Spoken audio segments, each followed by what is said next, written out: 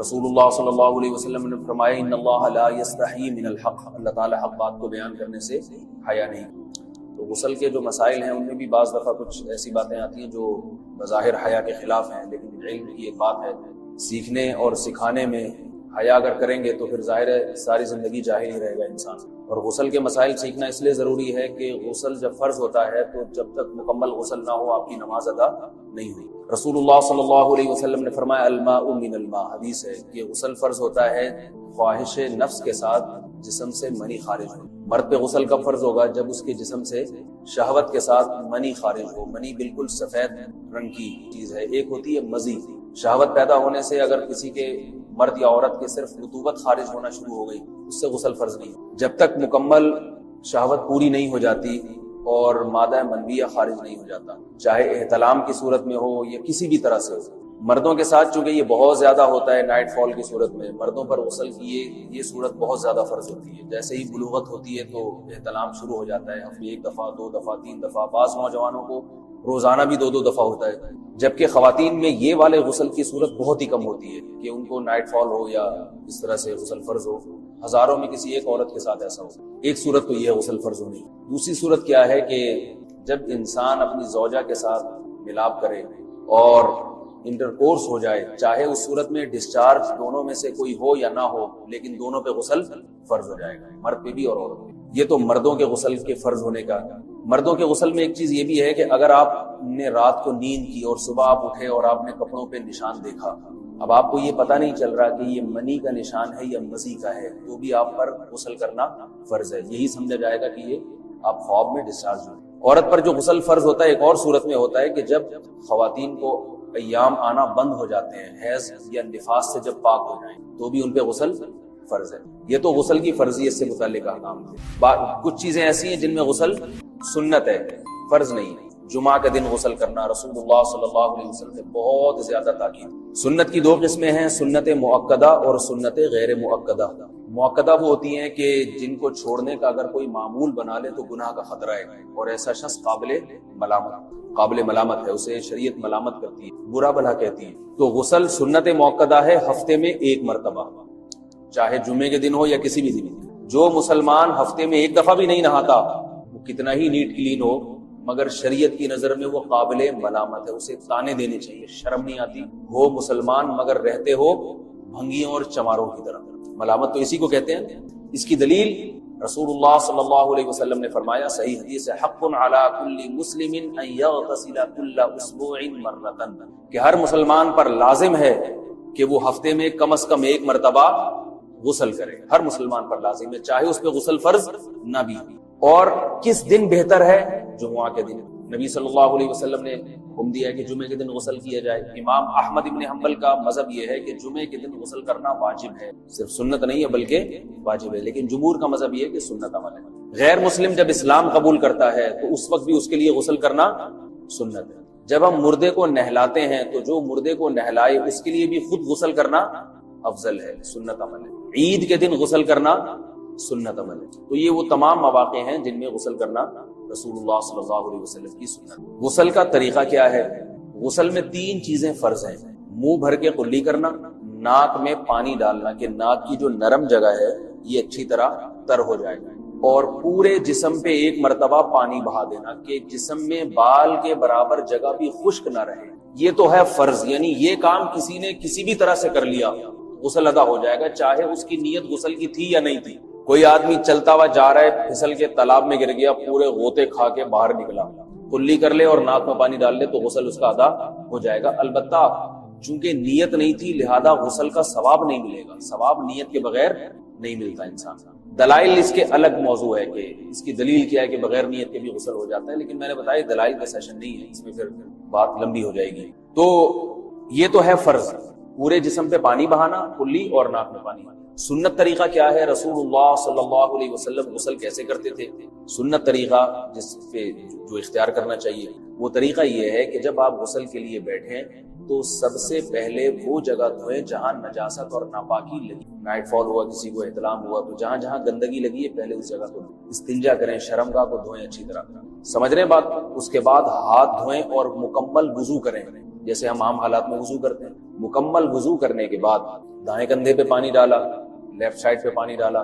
پہلے زمانے میں تو چلو سے غسل ہوتا تھا، ہاتھ دھو لیے تو اب چلو سے پانی لے کے یہاں ڈالا جا رہا ہے، چلو سے پانی لے کے یہاں ڈالا جا رہا ہے، پورے جسم پہ ملا جا رہا ہے، اور چلو سے پانی لے کے 3 دفعہ سر پہ ڈالا جا رہا ہے. تو آج کل چلو الو تو ہے نہیں، شاور کے نیچے جا کے کھڑے ہو جاتے ہیں. اس میں یہ کہ شاور کھولے کھڑے ہو جائیں، سارے چلو اس میں خود بخود ہی ہو جائے، پورے جسم پہ پانی بہہ جائے گا.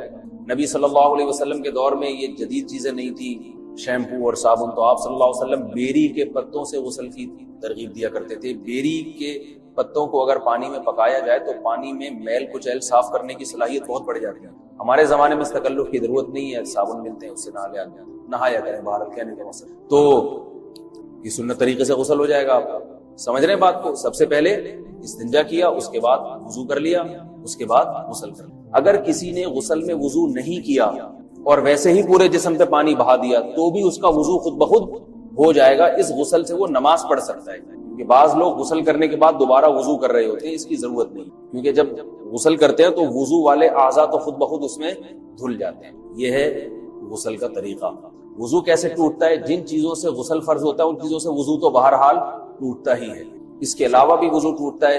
اس سے پچھلے لیکچر میں نے کچھ تفصیل بتائی تھی کہ نجاست جسم سے کہیں سے بھی خارج ہو جائے یا نجاست نکل کے بہہ پڑے، اگر قضاء حاجت کی جگہوں سے نجاست خارج ہوئی ہے تو نظر بھی آ جائے وضو ٹوٹ جائے گا، اور قضاء حاجت کے علاوہ جگہوں سے اگر نجاست خارج ہوئی ہے، خون وغیرہ ہے جیسے، تو جب تک نکل کے بہے گا نہیں تو اس وقت تک وضو نہیں ٹوٹے گا. سمجھ رہے ہیں بات کو؟ وضو کا طریقہ کیا ہے؟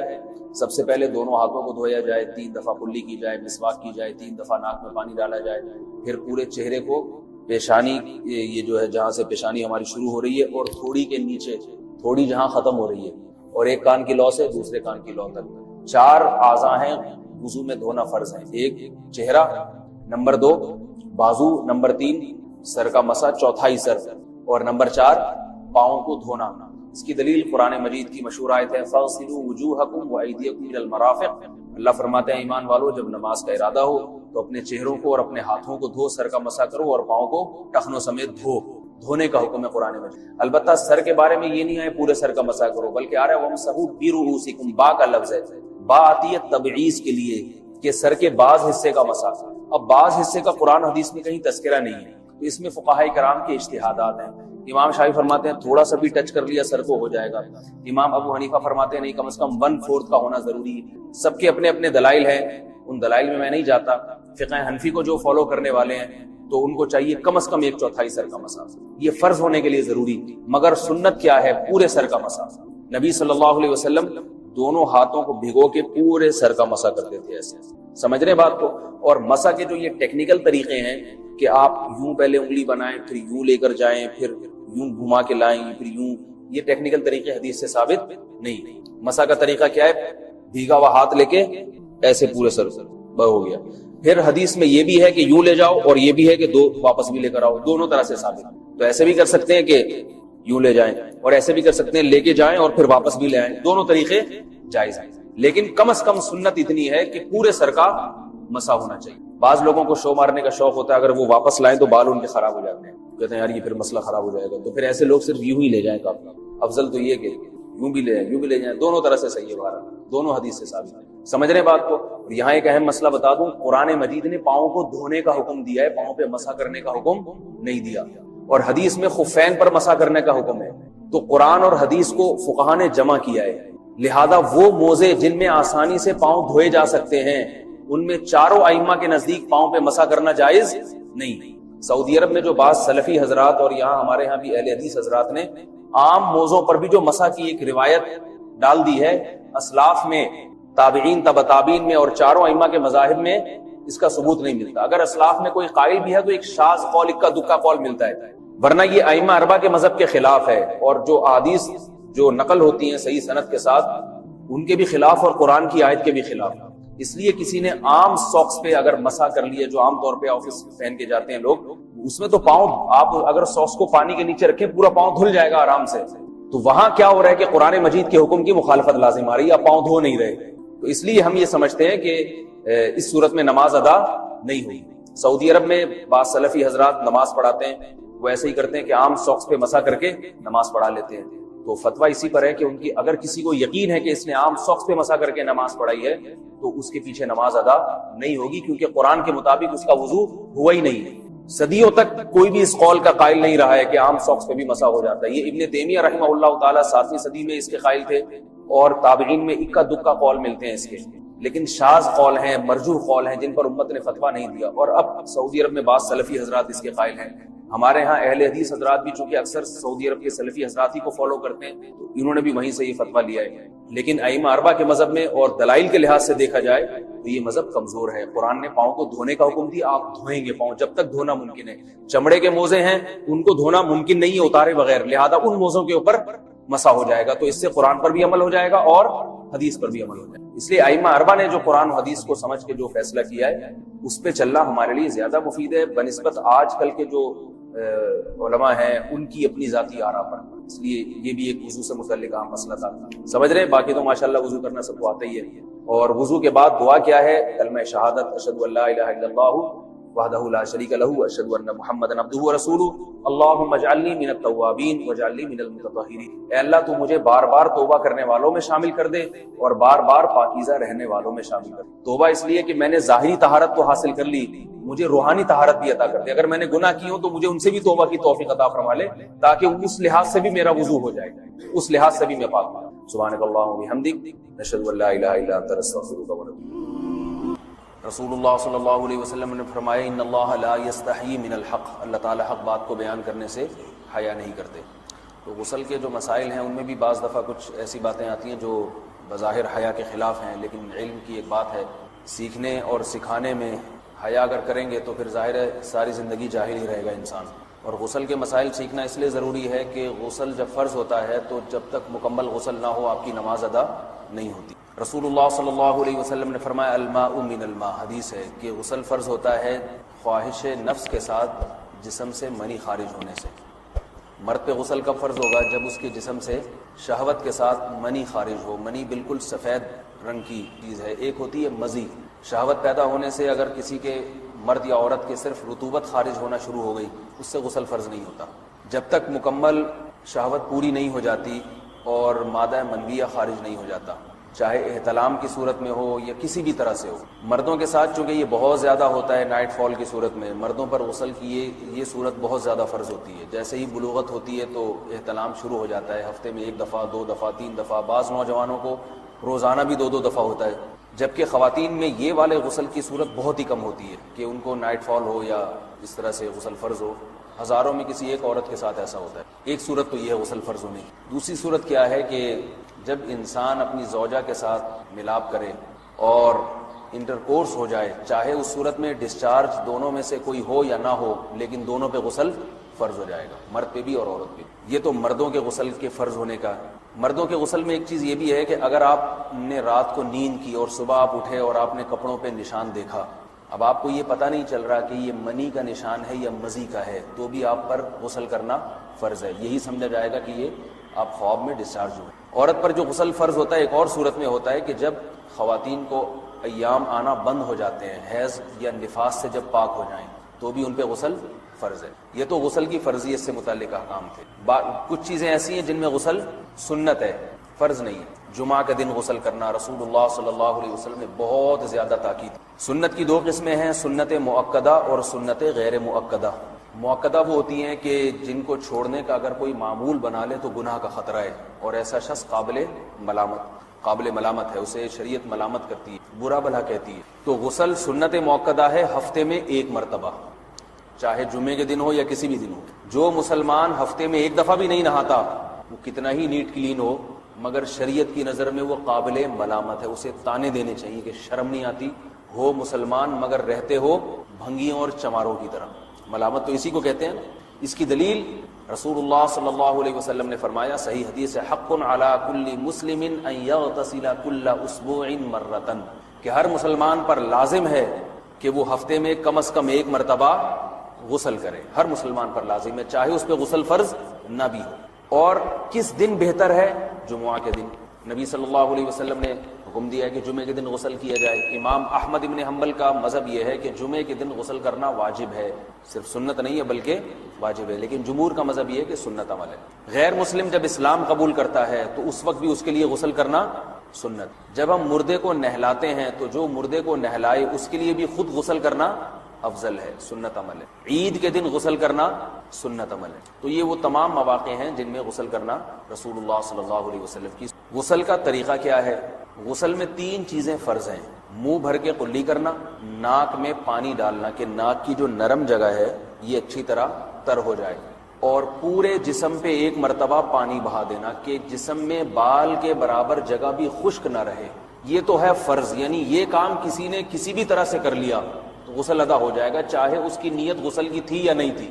کوئی آدمی چلتا ہوا جا رہا ہے، پھسل کے تالاب میں گر گیا، پورے غوطے کھا کے باہر نکلا، قلی کر لے اور ناک میں پانی ڈال لے تو غسل اس کا ادا ہو جائے گا۔ البتہ چونکہ نیت نہیں تھی لہذا غسل کا ثواب نہیں ملے گا، ثواب نیت کے بغیر نہیں ملتا انسان۔ دلائل اس کے الگ موضوع ہے کہ اس کی دلیل کیا ہے کہ بغیر نیت کے بھی غسل ہو جاتا ہے، لیکن میں نے بتایا دلائل کا سیشن نہیں ہے، اس میں پھر بات لمبی ہو جائے گی۔ تو یہ تو ہے فرض، پورے جسم پہ پانی بہانا، کلی اور ناک میں پانی۔ سنت طریقہ کیا ہے؟ رسول اللہ صلی اللہ علیہ وسلم غسل کیسے کرتے تھے؟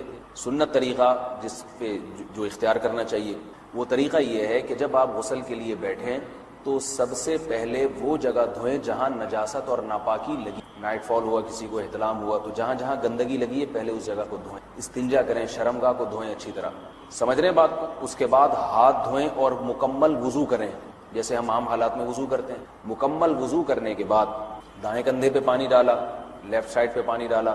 پہلے زمانے میں تو چلو سے غسل ہوتا تھا، ہاتھ دھو لیے تو اب چلو سے پانی لے کے یہاں ڈالا جا رہا ہے، چلو سے پانی لے کے یہاں ڈالا جا رہا ہے، پورے جسم پہ ملا جا رہا ہے، اور چلو سے پانی لے کے 3 دفعہ سر پہ ڈالا جا رہا ہے۔ تو آج کل چلو ولو تو ہے نہیں، شاور کے نیچے جا کے کھڑے ہو جاتے ہیں، اس میں یہ کہ شاور کھولے اس میں کھڑے ہو جائیں، سارے چلو اس میں خود بخود ہی ہو جائیں گے، پورے جسم پہ پانی بہہ جائے گا۔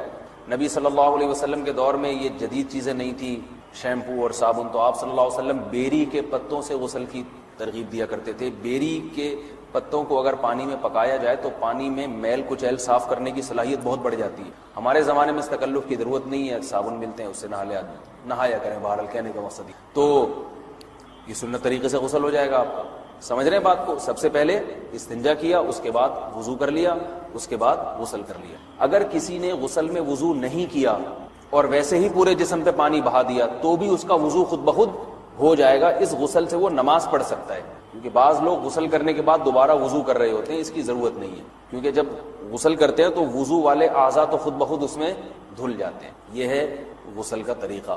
وضو کیسے ٹوٹتا ہے؟ جن چیزوں سے غسل فرض ہوتا ہے ان چیزوں سے وضو تو بہرحال ٹوٹتا ہی ہے، اس کے علاوہ بھی وضو ٹوٹتا ہے۔ اس سے پچھلے لیکچر میں نے کچھ تفصیل بتائی تھی کہ نجاست جسم سے کہیں سے بھی خارج ہو جائے یا نجاست نکل کے بہہ پڑے، اگر قضائے حاجت کی جگہوں سے نجاست خارج ہوئی ہے تو نظر بھی آ جائے وضو ٹوٹ جائے گا، اور قضائے حاجت کے علاوہ جگہوں سے اگر نجاست خارج ہوئی ہے، خون وغیرہ ہے جیسے، تو جب تک نکل کے بہے گا نہیں تو اس وقت تک وضو نہیں ٹوٹے گا۔ سمجھ رہے ہیں بات کو؟ وضو کا طریقہ کیا ہے؟ سب سے پہلے دونوں ہاتھوں کو دھویا جائے، 3 دفعہ کلی کی جائے، مسواک کی جائے، 3 دفعہ ناک میں پانی ڈالا جائے، پھر پورے چہرے کو، پیشانی یہ جو ہے جہاں سے پیشانی ہماری شروع ہو رہی ہے اور تھوڑی کے نیچے، تھوڑی جہاں ختم ہو رہی ہے، اور ایک کان کی لو سے دوسرے کان کی لو تک 4 اعضاء ہیں وضو میں دھونا فرض ہیں۔ 1 چہرہ، نمبر 2 بازو، نمبر 3 سر کا مسا، چوتھائی سر، اور نمبر 4 پاؤں کو دھونا۔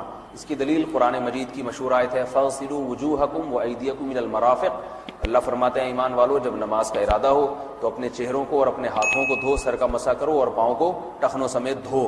دھونے کا حکم ہے قرآن مجید۔ البتہ سر کے بارے میں یہ نہیں آئے پورے سر کا مسا کرو، بلکہ آ رہا ہے وَامْسَحُوا بِرُؤُوسِكُمْ، با کا لفظ ہے، با آتی ہے تبعیض کے لیے کہ سر کے بعض حصے کا مسا۔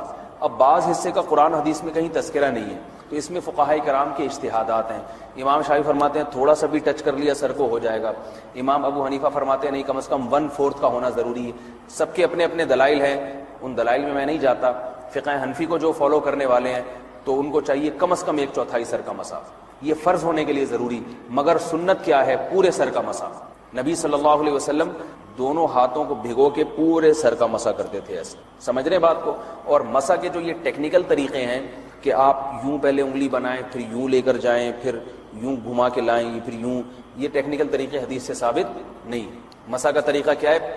بھیگا ہوا ہاتھ لے کے ایسے پورے سر ہو گیا۔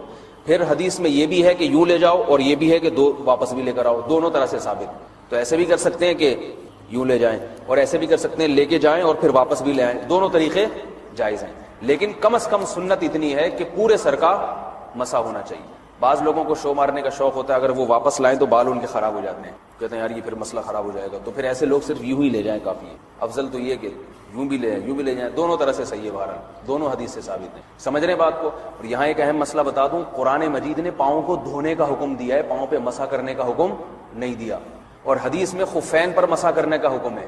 تو قرآن اور حدیث کو فقہا نے جمع کیا ہے، لہذا وہ موزے جن میں آسانی سے پاؤں دھوئے جا سکتے ہیں ان میں چاروں ائمہ کے نزدیک پاؤں پہ مسح کرنا جائز نہیں۔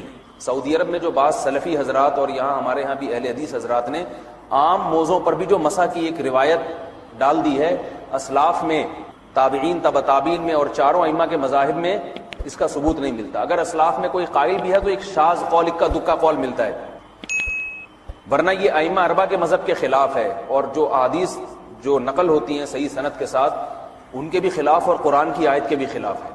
اس لیے کسی نے عام ساکس پہ اگر مسح کر لیا، جو عام طور پہ آفس پہن کے جاتے ہیں لوگ، اس میں تو پاؤں، آپ اگر ساکس کو پانی کے نیچے رکھیں پورا پاؤں دھل جائے گا آرام سے، تو وہاں کیا ہو رہا ہے کہ قرآن مجید کے حکم کی مخالفت لازم آ رہی ہے، آپ پاؤں دھو نہیں رہے۔ تو اس لیے ہم یہ سمجھتے ہیں کہ اس صورت میں نماز ادا نہیں ہوگی۔ سعودی عرب میں بعض سلفی حضرات نماز پڑھاتے ہیں، وہ ایسے ہی کرتے ہیں کہ عام ساکس پہ مسح کر کے نماز پڑھا لیتے ہیں، تو فتویٰ اسی پر ہے کہ ان کی اگر کسی کو یقین ہے کہ اس نے عام ساکس پہ مسح کر کے نماز پڑھائی ہے تو اس کے پیچھے نماز ادا نہیں ہوگی، کیونکہ قرآن کے مطابق اس کا وضو ہوا ہی نہیں ہے۔ صدیوں تک کوئی بھی اس قول کا قائل نہیں رہا ہے کہ عام ساکس پہ بھی مسح ہو جاتا ہے۔ یہ ابن تیمیہ رحمہ اللہ تعالیٰ 7ویں صدی میں اس کے قائل تھے، اور تابعین میں اکا دکا قول ملتے ہیں اس کے، لیکن شاذ قول ہیں، مرجوح قول ہیں جن پر امت نے فتویٰ نہیں دیا، اور اب سعودی عرب میں بعض سلفی حضرات اس کے قائل ہیں۔ ہمارے ہاں اہل حدیث حضرات بھی چونکہ اکثر سعودی عرب کے سلفی حضرات ہی کو فالو کرتے ہیں، تو انہوں نے بھی وہیں سے یہ فتویٰ لیا ہے، لیکن ائمہ اربعہ کے مذہب میں اور دلائل کے لحاظ سے دیکھا جائے تو یہ مذہب کمزور ہے۔ قرآن نے پاؤں کو دھونے کا حکم دیا، آپ دھوئیں گے پاؤں جب تک دھونا ممکن ہے۔ چمڑے کے موزے ہیں ان کو دھونا ممکن نہیں ہے اتارے بغیر، لہذا ان موزوں کے اوپر مسح ہو جائے گا، تو اس سے قرآن پر بھی عمل ہو جائے گا اور حدیث پر بھی عمل ہو جائے گا۔ اس لیے ائمہ اربعہ نے جو قرآن و حدیث کو سمجھ کے جو فیصلہ کیا ہے اس پہ چلنا ہمارے لیے زیادہ مفید ہے بنسبت آج کل کے جو علماء ہیں ان کی اپنی ذاتی آراء پر۔ اس لیے یہ بھی ایک وضو سے متعلق اہم مسئلہ تھا، سمجھ رہے ہیں؟ باقی تو ماشاءاللہ وضو کرنا سب کو آتا ہی ہے، اور وضو کے بعد دعا کیا ہے؟ کلمہ شہادت، اشہد ان لا الہ الا اللہ وحدہ لا شریک لہ اشہد ان محمدا عبدہ ورسولہ اللہم اجعلنی من التوابین واجعلنی من المتطہرین۔ اے اللہ تو مجھے بار بار توبہ کرنے والوں میں شامل کر دے اور بار بار پاکیزہ رہنے والوں میں شامل کر دے۔ توبہ اس لیے کہ میں نے ظاہری طہارت تو حاصل کر لی، مجھے روحانی طہارت بھی عطا کر دے۔ اگر میں نے گناہ کی ہوں تو مجھے ان سے بھی توبہ کی توفیق عطا فرما لے، تاکہ اس لحاظ سے بھی میرا وضو ہو جائے، اس لحاظ سے بھی میں پاک ہو جاؤں۔ سبحانک اللہم و بحمدک، نشہد ان لا الہ الا انت نستغفرک و نتوب۔ مفتی طارق مسعود صاحب کے بیانات سننے کے لیے youtube.com۔ اور حدیثوں میں کچھ اور بھی اضافہ آیا ہے کہ آپ صلی اللہ علیہ وسلم کلی بھی کیا کرتے تھے، ناک میں پانی بھی ڈالا کرتے تھے تین، اور اس میں جو بتایا گیا وَمْسَحُوا بِرُؤُوسِكُمْ، اپنے سروں سے مسح کرو، تو یہ سے کے لفظ سے پتہ چل رہا ہے کہ پورا سر مسح کرنا ضروری نہیں ہے، سر کے کچھ حصے کو بھی اگر آپ نے ہاتھ لگا دیا تو مسح ہو جائے گا۔ تو اس آیت کی تفسیر میں اب کتنا وضو کے ارکان لازم ہیں، کتنے مستحب ہیں، فقہا کا اختلاف ہے۔ امام شافعی اور امام احمد بن حنبل کے نزدیک کلی کرنا اور ناک میں پانی ڈالنا بھی ضروری ہے۔ وہ کہہ رہے ہیں منہ میں جب وجہ کا جو لفظ قرآن میں آتا ہے نا، اس میں یہ جو چہرے کے اندر کا حصہ ہے یعنی زبان، یہ بھی اس میں داخل ہے، جبکہ امام حنیفہ کے نزدیک وجہ کہتے ہیں وہ چیز فیس کو کہتے ہیں، اور فیس اسے کہتے ہیں جو آپ کے سامنے آ رہا ہو۔ آپ کے جو ہونٹوں کے پیچھے کا حصہ ہے یا زبان وغیرہ وہ ہمیشہ سامنے نہیں آتی، تبھی لوگ کہتے ہیں نا میں نے اس کو فیس کیا، کیا مطلب بالکل چہرہ اس کے سامنے لے کر آیا۔ تو عربی میں وجہ کا ترجمہ پورا فیس بنتا ہے، تو اس لیے امام حنیفہ نے اس آیت سے استدلال کیا کہ قلی کرنا اور ناک میں پانی ڈالنا فرض نہیں، ہاں نبی نے کیا ہے تو اس کی وجہ سے وہ سنت عمل کہلائے۔ تو اگر کوئی 4 اعضاء ہی پورے کر لیتا ہے، چہرہ اور سر کا مسح اور کوہنیاں اور پاؤں، تو بھی اس کا وضو ادا ہو جائے گا، قلی نہ بھی کرے۔ بہتر ہے، سنت مؤکدہ ہے کہ قلی بھی کی جائے اور ناک میں پانی بھی۔ تو میں اس کے تھوڑے سے فقہی احکام بیان کر دیتا ہوں۔ امام ابو حنیفہ کے نزدیک وضو میں 4 اعضاء فرض ہیں، یہ اگر کر لیے جائیں تو نماز ادا ہو جائے گی۔ قلی کرنا، ناک میں پانی ڈالنا، یہ ضرور سنت موقدہ ہے، اور امام احمد بن حنبل کے نزدیک قلی کرنا اور ناک میں پانی ڈالنا ضروری۔ غسل میں امام شافعی کے نزدیک جیسے وضو میں، اچھا امام شافعی بھی اس مسئلے میں امام حنیفہ کے ساتھ ہیں کہ ناک میں پانی اور قلی ضروری نہیں ہے، لیکن امام شافعی کے نزدیک جیسے وضو میں ناک میں پانی اور قلی ضروری نہیں ہے، ایسے ہی غسل میں بھی ضروری نہیں ہے۔ امام احمد کے نزدیک دونوں میں ضروری، ناک میں پانی اور قلی، وضو میں بھی غسل میں بھی۔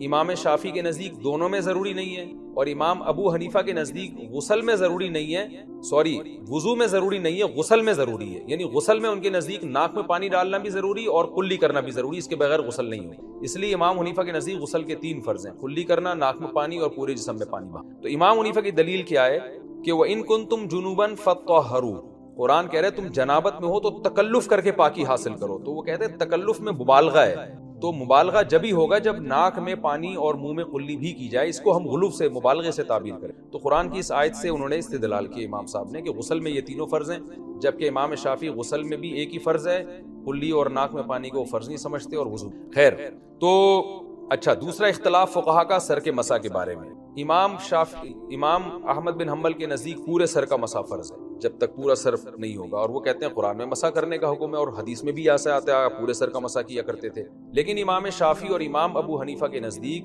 پورے سر کا مسح ضروری نہیں ہے، کیونکہ یہاں با کا لفظ ہے، وَامْسَحُوا رُؤُوسَكُمْ نہیں ہے بلکہ بِرُؤُوسِكُمْ ہے، سر کے حصے کا۔ یہ بات تبعیض کے لیے آتی ہے، کچھ حصے کا مسح بھی کافی ہے۔ اب کچھ کتنا ہے یہ اجمال ہے، یہ قرآن نے بیان نہیں کیا، تو جب قرآن کسی چیز کو بیان نہیں کر رہا تو پھر اجتہاد ہے۔ لیکن اگر کوئی حدیث ہمارے پاس موجود ہو، چاہے وہ ضعیف بھی ہو، تو اپنے اجتہاد سے بہرحال وہ بہتر ہے۔ تو امام حنیفہ کے پاس اس بارے میں واضح حدیث موجود ہے، وہ حدیث میں آتا ہے کہ نبی صلی اللہ علیہ وسلم اتا سباطۃ قوم فبال وتوضأ ومسح على ناصیتہ، کہ آپ صلی اللہ علیہ وسلم کسی جگہ تشریف لے گئے، آپ نے پیشاب فرمایا، اس کے بعد آپ نے وضو کیا اور پیشانی پر مسح کیا۔ تو اب ظاہر ہے پیشانی پر مسح اگر ہوگا تو قرآن کی تو یہ آیت چھوٹ جائے گی، قرآن تو سر پہ مسح کا کہہ رہا ہے، تو ہم یہ کہتے ہیں کہ وہاں پیشانی سے مراد پیشانی کی مقدار ہے۔ صحابی نے کی مراد یہ تھی کہ پیشانی کے بقدر، جو سر کا حصہ ہے نا، اتنا حصہ جو پیشانی کے برابر ہو، اس پہ مسح کیا۔ عربی میں چیزیں محذوف ہوتی ہیں، اردو میں بھی ہوتی ہیں، جیسے ہم کہتے ہیں گاڑی پنچر ہو گئی، مراد گاڑی کا ٹائر پنچر ہوا، تو علی ناصیتی کا مطلب علی مقداری ناصیتی، کیونکہ پیشانی پر مسح تو کسی کے نزدیک بھی جائز نہیں ہے، قرآن کے خلاف ہو جائے گا۔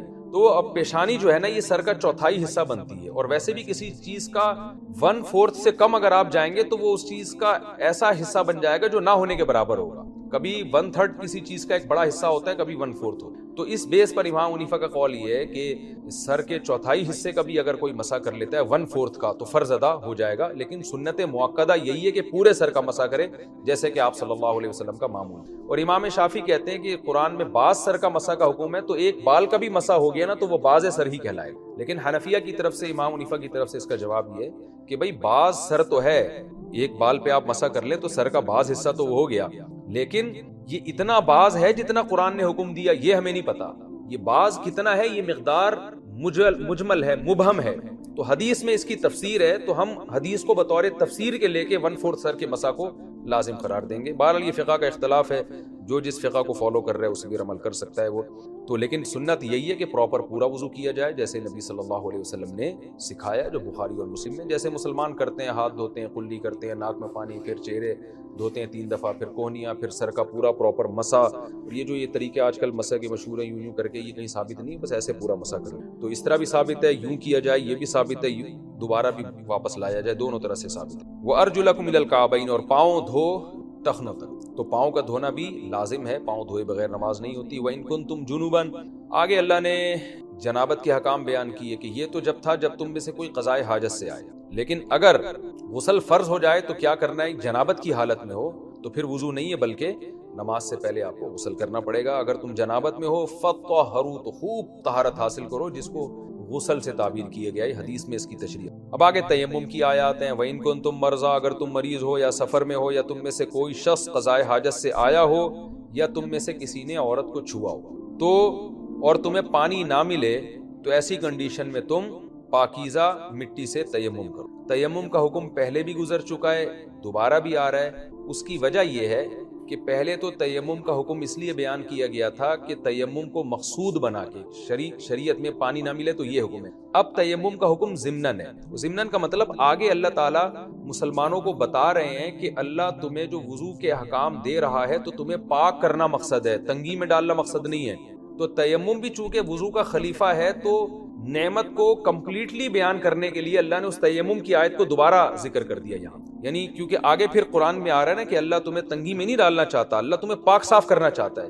تو یہ یعنی طہارت کے احکام تمہیں تفصیل سے دے کے تمہیں پاک کرنا چاہ رہا ہے. تو اس تفصیل کی وجہ سے دوبارہ سے تیمم کی آیتوں کو ریپیٹ کیا گیا کہ اتنا پاک کرنا چاہتا ہے کہ پانی نہ ملے تو بھی تمہیں ایسا ہی نہیں چھوڑا اس نے, بلکہ تیمم کو پانی کا قائم مقام قرار دے کے تمہیں وہ پاک فرض کر لیتا ہے. تو یہ ضمناً یہ آیت دوبارہ ریپیٹ کی جا رہی ہے تاکہ اللہ کی نعمت کا تمام ہونا اپنے بندوں پر یہ واضح ہو جائے. فرمایا اگر تم نے عورتوں کو چھوا اور تمہیں پانی نہ ملے تو تیمم کرو. یعنی جن چیزوں سے وضو ٹوٹتا ہے انہی چیزوں سے تیمم بھی واجب ہوتا ہے.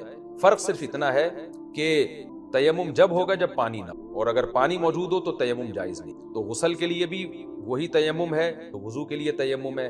فرق صرف نیت کا ہے کہ اگر آپ غسل کے لیے تیمم کریں گے تو نیت غسل کی کریں گے, اور اگر آپ وضو کے لیے تیمم کریں گے تو نیت وضو کی. طریقہ ایک ہی ہے. وہ طریقہ کیا ہے اللہ نے بیان کیا, فامسحوا بوجوہکم وایدیکم منہ, اپنے چہروں اور ہاتھوں کو مسح کرو. تیمم کا طریقہ دوبارہ بتا دیتا ہوں. مٹی پہ حدیث میں آتا ہے تیمم ضربتان, 2 دفعہ ضرب لگائی جائے گی. مٹی پہ آپ نے ہاتھ مارا, ایسے کر کے جھاڑ لیا, اور پھر یعنی نیت بھی کی, بسم اللہ بھی پڑھیں, اور پھر پہلے دائیں ہاتھ کو اچھی طرح کوہنیوں تک یوں کر کے, اور بائیں ہاتھ کو ایسے دائیں ہاتھ پہ اور دائیں ہاتھ کو ایسے بائیں ہاتھ. پہلے چہرے کا کرنا ہے, یوں کیا, پورا چہرہ اچھی طرح کور کر لیا آپ نے ایک دفعہ, اور پھر دوبارہ ضرب ماری, لیفٹ ہینڈ سے کوہنیوں تک مسح کر لیا, اور رائٹ ہینڈ سے ادھر لیفٹ ہینڈ کو کوہنی مسح کر لیا. اس سے تیمم ادا ہو جاتا ہے. غسل کا بھی اسی طرح ہے, اور اس کا وضو کا بھی ایک ہی طرح. یہاں جو اللہ نے فرمایا اولا مستم النساء, تم نے عورتوں کو چھوا ہو تو بھی تیمم واجب ہے پانی نہ ملے. یہاں چھونے سے کیا مراد ہے؟ امام شافعی رحمہ اللہ تعالیٰ کے نزدیک چھونے سے مراد یعنی ہاتھ لگایا تو بھی وضو اور واجب ہو جاتا ہے, پانی نہ ہو تو تیمم واجب. لیکن امام ابو حنیفہ کے نزدیک یہ جماع اور ہم بستری سے کنایہ ہے کہ اگر کس نے بیوی سے ہم بستری کی تو بے شک منی نہ بھی نکلی ہو, کوئی قطرہ نہ بھی خارج ہوا ہو وضو ٹوٹنے کا, لیکن اگر انٹرکورس ہو گیا تو اس سے بھی جو ہے وہ غسل فرض ہو جاتا ہے, اور اس کا بھی وہی تیمم ہے طریقہ ہے جو وضو کے تیمم کا طریقہ. تو یعنی وہ یہ بتاتے ہیں کہ لا مستم النساء جو ہے نا یہ کنایہ ہے جماع اور ہم بستری سے. ایک دوسری قراءت میں لمستم ہے, وہ بھی متواتر قراءت ہے کہ تم نے چھوا ہو. تو دونوں کا مطلب ایک ہے, کیونکہ قرآن جماع اور ہم بستری کی بات کو اشارتاً ذکر کرتا ہے, واضح طور پہ ذکر نہیں کرتا. اور امام حنیفہ کے مسلک کے مضبوط ہونے کی ایک بڑی وجہ یہ ہے کہ یہاں ہم اگر لامستم النساء سے مراد جماع اور ہم بستری لیں گے تو پہلے اللہ نے جاء احدکم من الغائط کا تذکرہ کیا کہ تم میں سے کوئی قضائے حاجت سے فارغ ہو. تو قضائے حاجت سے فارغ ہونا حدث اصغر ہے, اس سے وضو واجب ہوتا ہے. اور لامستم النساء سے اگر ہم جماع مراد نہیں لیں گے اور ہم اس سے مراد یہ لیں گے کہ عورت کو ہاتھ لگانا ہے, تو امام شافعی کے نزدیک عورت کو ہاتھ لگانے سے غسل فرض نہیں ہوتا بلکہ وضو فرض ہوتا ہے, اور وضو نہ ہو تو تیمم ہوگا. تو پھر یہاں بھی حدث اصغر ہی مراد ہوگا. تو پھر یہ آیت غسل کے حکام کو بیان نہیں کرے گی. تو ہم اگر لامستم النساء سے جماع مراد لیتے ہیں تو اس سے پتہ چلتا ہے کہ او جاء احدکم من الغائط سے مراد ہے وہ چیزیں جو وضو کو واجب کرتی ہیں, لامستم النساء سے مراد ہے وہ چیزیں جو غسل کو واجب کرتی ہیں. تو دونوں کے تیمم اللہ نے پھر بیان کر دیا. تو آیت میں پھر تکرار نہیں ہوگا. یہ بھی ایک قرینہ ہے جن کی یعنی فقہی حکام ہے, اگر میں بہت ڈیٹیل میں جا کے سمجھاؤں گا تو بہت زیادہ لمبا لیکچر ہو جائے. تو خیر یہ آپ کو میں نے ہلکا پھلکا دونوں کے دلائل کا خلاصہ آپ کے سامنے پیش کر دیا. اور ویسے بھی بخاری مسلم کی صحیح احادیث ہیں کہ حضرت عائشہ رضی اللہ تعالیٰ عنہ فرماتی ہیں نماز کے دوران میرے پاؤں پہ ہاتھ لگاتے تھے, میں اپنے ہاتھ اپنے پاؤں کو سمیٹ لیتی تھی, پھر آپ سجدہ کرتے تھے. یہ بھی حنفیہ کے مسلک کی دلیل ہے کہ عورت کو ہاتھ لگا وضو نہیں. امام شافعی کے بہرحال اپنے دلائل ہیں جن میں ان کی نظر میں مضبوط دلیل یہ ہے فَتَيَمَّمُوا صَعِيدًا طَيِّبًا فَامْسَحُوا بِوُجُوهِكُمْ وَأَيْدِيكُمْ مِنْهُ. اب اللہ نے چونکہ غسل کے احکام دیے کہ غسل بھی کرو اس صورت میں اور وضو بھی کرو, یہ نہ ملے تو تیمم کرو. انسان پریشان ہو گیا, اللہ نماز تو دن میں 5 دفعہ ہے, 5 دفعہ میں غسل بھی کروں اور کپڑوں کو بھی پاک رکھوں جو نماز کے احکام ہیں, تو یہ تو بڑی ٹینشن والا دین ہے, بڑی ٹینشن والا مذہب ہے. اور غسل فرض ہو جائے, اب سفر میں انسان ہوتا ہے, احتلام ہو جاتا ہے اس کو, اس کو نہانا پڑتا ہے فجر کی نماز سے پہلے. یہ تو بڑی ٹینشن والی بات ہے, بہت مشکل دین ہے. اللہ نے فرمایا ما یرید اللہ لیجعل علیکم من حرج, دیکھو اللہ یہ نہیں چاہتا کہ تمہیں حرج میں تنگی ٹینشن میں ڈالنے کا ارادہ نہیں ہے اللہ کا. لیکن یریدو, اللہ یہ چاہتا ہے لیطہرکم, کہ تم کو پاک صاف رکھے. مسلمان قوم نیٹ کلین ہونی چاہیے, پاک صاف ہونی چاہیے, گندگیوں سے دور ہونی چاہیے. تو اب اس کے لیے تو کچھ نہ کچھ ٹینشن اٹھانی پڑے. جیسے ماں اپنے بچے کو اگر کہے نا کہ بھئی نہا کے آؤ, وہ بچہ کہ اماں آپ نے مجھے ٹینشن میں ڈال دیا, تو ماں کہے گی بیٹا میں چاہتی ہوں میرا بچہ صاف ستھرا لگے, اچھا لگے دیکھنے میں. تو اللہ طہارت چاہتا ہے, طہارت کو پسند کرتا ہے. ان اللہ یحب التوابین ویحب المتطہرین. قرآن کہتے ہیں اللہ توبہ کرنے والوں کو بھی پسند کرتا ہے اور پاک صاف رہنے والوں کو بھی پسند کرتا ہے. تو اللہ چاہتا ہے کہ تمہیں پاک صاف رکھے. وَلِيُتِمَّ نِعْمَتَهُ عَلَيْكُمْ, اور اللہ اپنی نعمت تم پر تمام کر دے.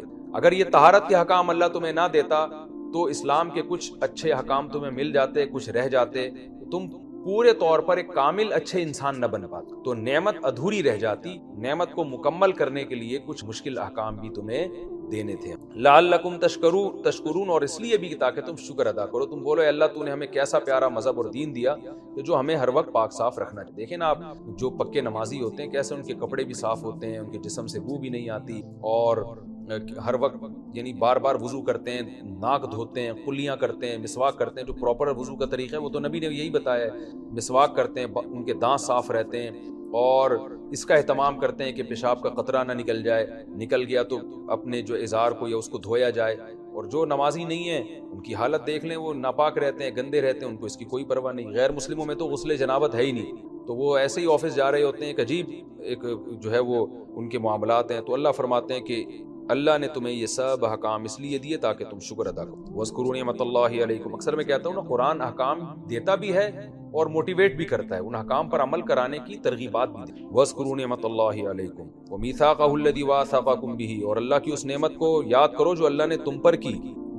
وہ نعمت کیا تھی کہ اسلام کی تمہیں توفیق, اور اس ایگریمنٹ کو بھی جو ایگریمنٹ مانتے ان کا تو کوئی نظریہ ہی نہیں ہے. ان میں تو ان میں اور جانوروں کی زندگی میں کوئی فرق نہیں ہے. الذين يأكلون ويتمتعون كما تأكل الأنعام والنار مثوى لهم. اللہ کہتے ہیں کہ جو لوگ نہیں مانتے نا اللہ کو یا اللہ کی باتوں کو نہیں مانتے, وہ ایسے ہیں جیسے چوپائے. آپ کو پتہ ہے نا انسان میں اور جانوروں میں بڑا فرق پتہ ہے کیا ہے؟ جانوروں کی زندگی کا کوئی مقصد نہیں ہوتا, کوئی ہدف نہیں ہوتا, وہ ایسے ہی ہوتے ہیں. آپ جانوروں کو دیکھیں, اٹھیں گے, اپنے بچوں کو پالیں گے, کھائیں گے, پیئیں گے, ختم. کوئی ہدف نہیں ہے, کوئی ویژن نہیں ہے. تبھی جانور ترقی بھی نہیں کرتے. 1000 سال پہلے جیسا جانور تھا, خرگوش جیسا تھا, آج بھی ویسے کا ویسا ہی ہے. انسان کا ایک ہدف ہوتا ہے, کبھی وہ ہدف جائز ہوتا ہے, کبھی حرام اور ناجائز ہوتا ہے, اور کبھی ثواب والا ہدف ہوتا ہے. کبھی ناجائز ہدف کو انسان بناتا ہے تو اس میں ترقی کرتا ہے. جیسے جو لوگ بڑے بڑے چور ہوتے ہیں نا, تو وہ ایک دم سے چوری کی اس ترقی تک نہیں پہنچے ہوتے. شروع میں مسجد سے چپل چرائے ہوتے ہیں, پھر ان کا ایک ہدف ہوتا ہے کہ ہم نے بہت بڑا مالدار بننا ہے, پھر وہ تھوڑی بڑی چیزیں چراتے ہیں, پھر وہ ترقی کرتے کرتے کرتے قوم کے سب سے بڑے چور بن جاتے ہیں. جانوروں میں کبھی ایسی ترقی دیکھی؟ نہ اچھی نہ بری, کوئی ہدف ہی نہیں ہوتا, کوئی ویژن ہی نہیں ہوتا. انسان اور جانور میں ایک فرق کیا ہو گیا؟ ویژن کا. ایک گول ہوتا ہے جس کو انسان نے اچیو کرنا ہوتا ہے.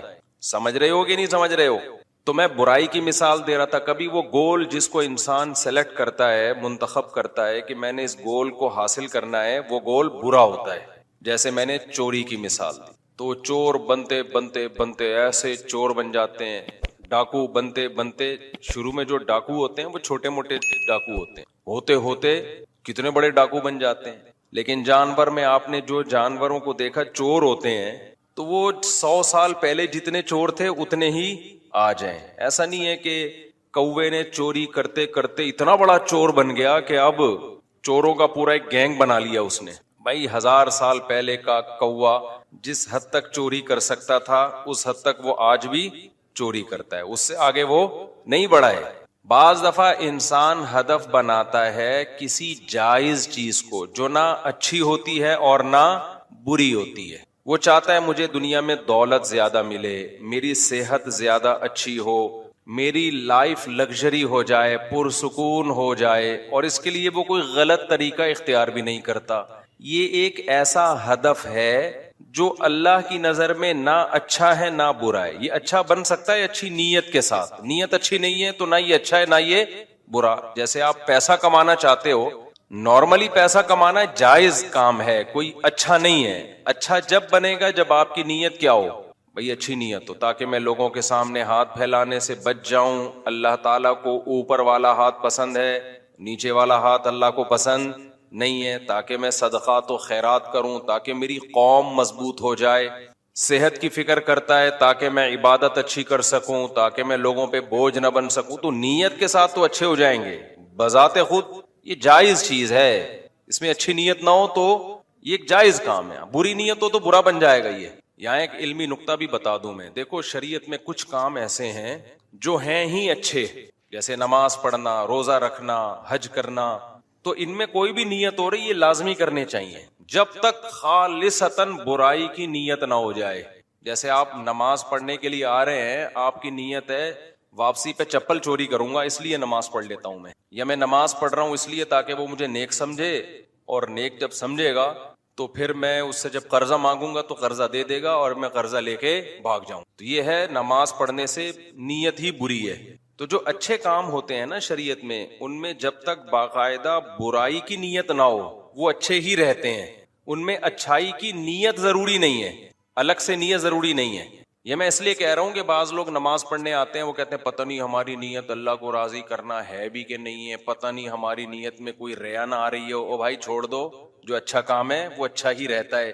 جب تک 100% برائی کی نیت نہ ہو وہ اچھا ہی رہتا ہے. اس لیے اچھے کام کر لیا کرو, بس اس میں زیادہ نہیں گہرائی میں جایا کرو میری نیت پتہ نہیں کیا ہے. یہ ہوتا یہ ہے کہ جب آپ اچھا کام کرنا شروع کرتے ہو نا, تو پہلے تو شیطان کرنے نہیں دیتا, جب کرنے لگتے تو شیطان یہ وسوسے دماغ میں ڈالتا ہے, ابے تیری نیت اللہ کی رضا تھوڑی ہے, تیری نیت وہ, تو یہ اٹھ پٹانگ باتیں شیطان کرواتا ہے. تو شیطان کو آپ نے کیا یہ رپورٹ پیش کرنی ہے, بیان پیش کرنا ہے, بھائی جو اچھا کام ہے وہ کرنا ہی کرنا ہے ہر قیمت پہ, اس میں نیتوں کا کو زیادہ لفٹ نہیں کرانا. اور جو برا کام ہے وہ چھوڑنا ہی چھوڑنا ہے, چاہے اچھی نیت ہی ہو. جیسے شراب پینا, سود کھانا, زنا کرنا, اس میں کتنی اچھی نیت ہو, یہ اچھی نیت سے اچھے نہیں بن جاتے. سمجھتے ہو گے نہیں سمجھتے ہو؟ اس لیے علماء کہتے ہیں کہ برائی جو ہے نا, برائی وہ کسی مصلحت سے حلال نہیں ہو جاتی, اور کسی مصلحت کی وجہ سے برائی کرنا تو اس برائی کے آگے مصلحت کو مسالے کی طرح پیس ڈالو. حکیم الامہ مولانا شلوی تھانوی رحمہ اللہ فرمایا کرتے تھے کہ جب کوئی مصلحت ہو نا برائی کرنے میں, تو ان مصالح جمع ہے مصلحت کی عربی میں, تو ان مصالح کو مسالے کی طرح پیس ڈالو. بولو ایسی کی تیسی ان مصلحتیں ہوگی. حرام کام نہیں کریں گے ہم, کچھ بھی ہو جائے. اور کچھ کام ہوتے ہیں بیچ میں, وہ نہ جائز ہیں اور نہ ناجائز ہیں, وہ نیت سے اچھے بنتے ہیں. اس میں جیسے تبلیغ والے ایک مثال دیتے ہیں کہ ایک آدمی نے مسجد کے باہر کھونٹا لگا دیا پرانے زمانے میں, کہ لوگ آتے ہیں جانور باندھنے کے لیے, نمازیوں کے پاس جگہ نہیں ہوتی, تو کوئی گدھے گھوڑے پہ آئے گا تو اس کھونٹے پہ اپنا جانور باندھے گا اور نماز پڑھنے چلا جائے گا. تو کھونٹا گاڑنا بذات خود نہ اچھا کام ہے نہ برا کام. اس آدمی نے نیت کر لی اچھائی کی تو اللہ اس کو کیا دے دے گا؟ ثواب. دوسرا آدمی آیا, اس نے کھونٹا اکھاڑ دیا, اس نے یہ سوچا کہ یار کوئی ٹھوکر لگے گا, ٹھوکر لگے گی, نمازی بیچارہ گر جائے گا, تو ایسا نہ ہو کہ مسئلہ ہو جائے, تو اس نے اس کھونٹے کو کیا کر دیا؟ اکھاڑ دیا. ایک ہی عمل ہے, ایک آدمی کھونٹا گاڑ رہا ہے, دوسرا کھونٹا نکال رہا ہے, بالکل الٹا عمل, لیکن اللہ کے ہاں دونوں کو کیا مل رہا ہے؟ ثواب. تو یہ جو کام ہے نا, نیتوں کا اس قسم کے کاموں میں دخل ہے. سمجھتے ہو کہ نہیں سمجھتے ہو؟ علمی ٹیکنیکل پوائنٹ کی باتیں آتی رہتی ہیں, سوچتا ہوں کہ بتاؤں کہ ابھی تو موضوع جو چل رہا ہے اس کو بھی لے کے چلوں گا. اصل تو موضوع رمضان ہے. امام ابو حنیفہ بہت ذہین. امام ابو حنیفہ کے نزدیک نا وضو میں نیت شرط نہیں ہے, وضو میں نیت شرط نہیں ہے. آپ بغیر نیت کے بھی وضو کرو گے, وضو ہو جائے گا, ہاں وضو کا ثواب نہیں ملے گا. تبھی کتابوں میں مسئلہ لکھا ہے کہ آپ بارش ہوئی اور آپ کے چاروں اعضاء دھل گئے, چہرہ بھی, ہاتھ بھی, پاؤں بھی اور سر کا مسا بھی ہو گیا, یا آپ ویسے ہی ٹھنڈے پانی سے نہا رہے تھے گرمی دور کرنے کے لیے, تو آپ کا وضو بھی آٹومیٹیکلی ہو گیا, غسل بھی آٹومیٹیکلی ہو گیا. ثواب نہیں ملے گا البتہ, لیکن وضو ہو جائے گا, نماز ہو جائے گی. دیگر علماء کیا کہتے ہیں کہ بغیر نیت کے آپ وضو کریں گے تو وضو نہیں ہوگا. ان کی دلیل کیا ہے؟ صحیح بخاری مسلم کی حدیث ہے, انما الاعمال بالنیات, اعمال کا دار و مدار کس پر ہے؟ نیتوں پر ہے، تو نیت ہوگی تو ہوگا، نہیں ہوگی تو نہیں ہوگا. امام و حنیفہ کا جو فقہ ہے نا، پہلی نظر میں لگتا ہے کہ قرآن و حدیث کے اگینسٹ ہے، تبھی اس کے خلاف بہت پروپیگنڈا ہوتا ہے. لیکن جب آپ ڈیپتھ میں جائیں گے نا تو آپ کو پتا چلے گا کہ امام ابو حنیفہ نے بہت گہرائی میں جا کے قرآن و حدیث سے مسائل نکالے ہیں. تو یہ جو حدیث ہے نا کہ انما الاعمال بالنیات، اعمال کا دار و مدار کس پر ہے؟ نیتوں پر ہے. اس حدیث کی اصل تشریح یہ ہے کہ دیکھو اس حدیث کا مطلب یا تو یہ ہوگا کہ اعمال کے صحیح ہونے کا مدار نیت پر ہے، یا اس کا مطلب یہ ہوگا کہ اعمال کے قبول ہونے کا مدار نیت پر ہے. دو ہی مطلب نکل سکتے ہیں نا. قبول ہونے کا مطلب کہ اس پر جو ثواب ملے گا اللہ کے دربار میں وہ جو قبول ہوگا. تو امام حنیفہ کہتے ہیں کہ دیکھو حدیث میں کیا آتا ہے، یہ حدیث کا شان ورود کیا ہے کہ ان صحابی نے ہجرت کی تھی، ایک صحابی نے، اور ہجرت میں ان کی نیت تھی کسی عورت سے نکاح کرنا. پہلے انہوں نے ہجرت نہیں کی، لیکن ایک عورت نے کہا اگر آپ مجھ سے نکاح کرنا چاہتے ہو تو پھر ہجرت کرو، ہجرت کرو گے تو میں نکاح کر لوں گی. تو انہوں نے نکاح کی خاطر کیا کر لیا؟ ہجرت. بخاری مسلم کی حدیث ہے. تو وہ کہتے ہیں دیکھو ایک جگہ سے دوسری جگہ موو کرنا، ایک شہر چھوڑ کر دوسرے شہر جانا، یہ نہ بذات خود گناہ ہے اور نہ بذات خود ثواب ہے. نہ بذات خود گناہ ہے، نہ بذات خود کیا ہے؟ ثواب ہے. تو یہ وہ کام ہے جو نیت سے اچھا بھی بن سکتا ہے اور نیت سے برا بھی بن سکتا ہے. تو ایک شہر کو چھوڑ کر دوسرے شہر جانا اگر اللہ کی رضا کے لیے ہو تو قبول ہوگا، ثواب بن جائے گا. اگر اللہ کی رضا کے لیے نہیں ہے، عورت کے لیے ہے، تو یہ ثواب نہیں بنے گا. بیوی تو مل جائے گی، عورت تو مل جائے گی، ثواب نہیں بنے گا یہ. لیکن اس کے باوجود اس پر ہجرت کے احکام مرتب ہوں گے. جیسے جن صحابی نے عورت سے شادی کی خاطر ہجرت کی تھی، تھوڑی پیچیدہ بحث ہو رہی ہے، بس یہ سمیٹ کے آ رہا ہوں اصل ٹاپک ادھر. مجھے لگ رہا ہے آپ کے چہروں سے آپ الجھنا شروع ہو گئے کہ یار یہ کیا لے کے بیٹھ گئے. لیکن جن صحابی نے ہجرت کی تو ہجرت کے احکام تو لاگو ہوئے نا ان کے اوپر. جو بھی ہجرت کے شرعی احکام ہیں کہ جو جائیدادیں وہاں چھوڑ کر آئے ہیں ان پر کفار کا تملک ہو گیا کہ نہیں ہو گیا، یہ بحث. جو بھی ہجرت کے فقہی احکام ہیں وہ مرتب ہوتے ہیں، ثواب نہیں ملے گا ان کو، ثواب نہیں ملے گا ان کو. تو وضو بھی ایک ایسی چیز ہے جس کا بنیادی مقصد ہے نماز. سمجھ رہے ہو کہ نہیں سمجھ رہے؟ اور طہارت حاصل کرنا. تو پانی خود طہارت کا ذریعہ ہے، پانی خود صفائی کا ذریعہ ہے. جب آپ نے صفائی کا ذریعہ استعمال کر لیا تو آپ کا وضو ہو گیا. ثواب نہیں ملے گا اگر نیت نہیں ہے، لیکن وضو ہو جائے گا. صحت ہو جائے گی اس وضو کی. صحت کا مطلب اس پر شریعت کے احکام مرتب ہو سکتے ہیں، آپ اس سے نماز پڑھ سکتے ہو. غسل تھا تو غسل ہو گیا، کیونکہ پانی کو اللہ نے خود طاہر قرار دیا ہے، طہور قرار دیا، وہ خود پاک کرتا ہے چیزوں کو. سمجھتے ہو کہ نہیں سمجھتے؟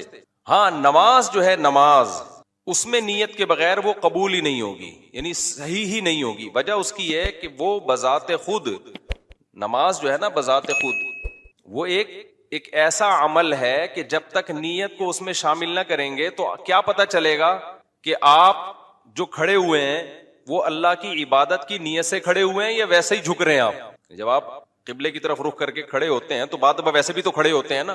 کوئی آدمی ویسے ہی یوں کر رہا ہے تو اس کو نماز تھوڑی کہیں گے. تو نیت کے بغیر پتہ ہی نہیں چلے گا. اس کو کہتے ہیں تمییز العادہ عن العبادہ. عادت اور عبادت کو ممتاز کرنے کے لیے یہاں نیت کی ضرورت ہے. اب یہ تو طلبہ